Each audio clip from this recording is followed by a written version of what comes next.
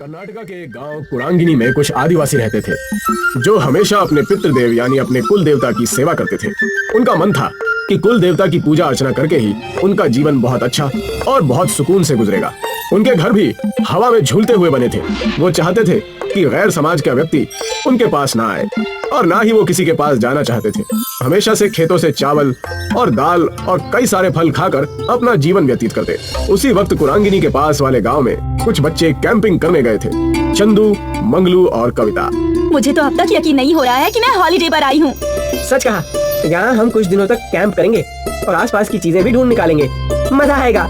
हाँ, और सुबह होते ही हम आसपास के गांव घूमने जाएंगे और देखेंगे कि वहाँ क्या है। कुरांगिनी गांव के पास के कैंपिंग स्पॉट पर तीनों दोस्त आराम करने लगते हैं। सुबह होते ही उन्होंने तय किया कि सारे घूमने जाएंगे कुरांगिनी की तरफ। कुरांगिनी के पास जाते ही कविता ने झूलता हुआ घर देखा और कहा, अरे वाह, ये देखो झूलता हुआ घर। लगता है यहाँ के लोगों को झूला झूलने का बहुत शौक है, इसलिए ऊपर वहाँ पेड़ पर ही घर बना लिया है। कितने गजब की खूबसूरती। पूरा गांव हरा भरा है, ताजी हवा, सुंदरता में तो ये सब देखकर खुश हो रहा हूँ। पता नहीं आगे क्या क्या देखने मिलेगा। लेकिन पता नहीं मुझे डर क्यों लग रहा है। ऐसा लग रहा है कि कुछ अनहोनी होने वाली है हमारे साथ। ओफो, तुम तो हमेशा ही नेगेटिव बातें करते रहते हो। अब चुप भी करो और यहाँ का नजारा देखो। कुरांगिनी गांव के आदिवासियों ने उन्हें घेर लिया, जो दिखने में डरावने और खूंखार लग रहे थे। इन्हें देखते ही तीनों दोस्तों की सिट्टी बिट्टी गुल हो गई। कौन है आप लोग और हमसे क्या चाहते हैं? अरे हमेशा शहरी लोगों को हम यहाँ आने से रोकते हैं। तुम लोगों को कितनी बार समझाया है, हमारे गांव के आसपास भी नजर मत आना, लेकिन फिर भी तुम नहीं समझते। अब तुम्हारी खैर नहीं, तुम्हारा हिसाब हमारे गांव के देवता करेंगे। ले चलो इन्हें, आज हमारी देवी ही बताएंगी कि इनका क्या करना है। अगर तुम यहाँ से छुटकारा पाना चाहते हो तो तुम्हें हमारी शर्तें माननी पड़ेंगी। क्या करना होगा? हमें सारी शर्तें मंजूर है। तुम्हें हमारे गांव की सभ्यता और परंपरा में रहना होगा। प्रकृति की सेवा में अपना मन, धन सब त्यागना होगा। इतना कहकर प्रकृति की देवी वहाँ से चली जाती है। तुमने सुना, जैसे हमारी देवी ने कहा वैसे ही तुम्हें करना होगा, नहीं तो हमारी देवी नाराज हो जाएगी। अब से तुम कुरांगिनी के निवासी हो, तुम्हें हमारे नियम और कायदे चलाने होंगे और हमारी देवी को खुश करना होगा।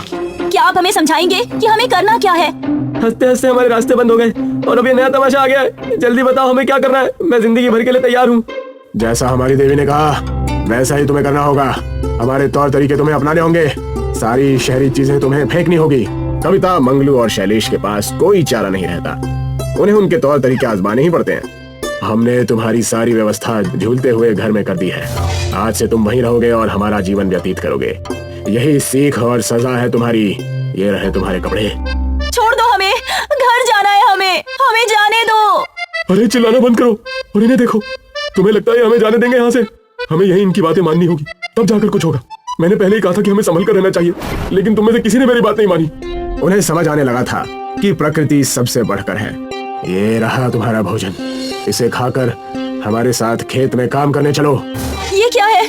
मुझे ये सब करने की आदत नहीं है। दिखने में तो स्वादिष्ट लग रहा है। मंगलू, इसे खाकर तो देखो। चुपचाप खाकर हमारे साथ चलो। जैसे ही उन्होंने कुरांगिनी गांव का खाना खाया, वाह यार, ये कितना स्वादिष्ट है। अगर हमें ये खाना हर रोज मिले तो मैं यहाँ से कभी नहीं जाना चाहूंगी। बिना मिलावट के खाने की बात ही कुछ और है। सच कहा तुम दोनों ने।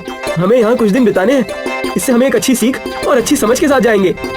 तीनों ही कुरांगिनी गांव के लोगों के साथ समय बिताने लगते हैं। उनके साथ खेतों में जाकर खेती, पेड़ों पर चढ़कर फल तोड़ना और कई सारे गांव की परंपरा में भाग लेते हैं। पूरे 1 महीने तक वो कुरांगिनी गांव वालों के साथ रहते हैं। उनके तौर तरीके सीखने के बाद मुखिया कहता है, हमारे गांव में कल मेला लगने वाला है। इस मेले में कई सारे व्यंजन और कई सारे कारनामे होते हैं। इस मेले में हम आ सकते हैं क्या? अब तो हम भी कुरांगिनी के निवासी हैं।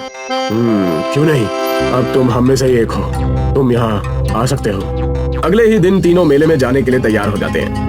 वहाँ पर कविता के माँ बाप कविता को ढूंढते हुए आ जाते हैं। कविता की माँ रोने लगती है। कहाँ थी मेरी बच्ची? हमने तुम्हें कहाँ नहीं ढूंढा। इन लफंगों के साथ हमें पता था कि तुम किसी मुसीबत में हो। कुरांगिनी गांव के लोग कविता के पिता की बात सुनकर डर जाते हैं। तब कविता कहती है, लेकिन पिताजी, इसमें इनकी कोई गलती नहीं है। मुखिया जी ने अपना कर्तव्य निभाया और हमें एक बहुत अच्छी सीख दी जो कोई स्कूल या कॉलेज हमें नहीं दे पाता। इस गांव में आने के बाद हमने हमारी प्रकृति के बारे में जानने का बड़ा अवसर प्राप्त किया। हमें पता चला कि हमारी दुनिया से बढ़कर भी कुछ चीज है। मैं शुक्रगुजार हूँ इस कुरांगिनी गांव और यहाँ के लोगों का, जो हमें यहाँ आने का मौका मिला। सब कुछ सुनने के बाद मुखिया कहते हैं, देखा हमारे साथ रहने का नतीजा। मुझे गर्व है तुम तीनों पर।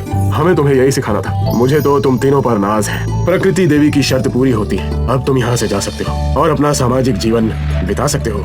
कविता, मंगलू और शैलेश वहाँ से खुशी खुशी जाने लगते हैं। हम आप सब से मिलने साल में एक बार जरूर आएंगे और शहर जाकर लोगों को प्रकृति के बारे में सतर्क करेंगे।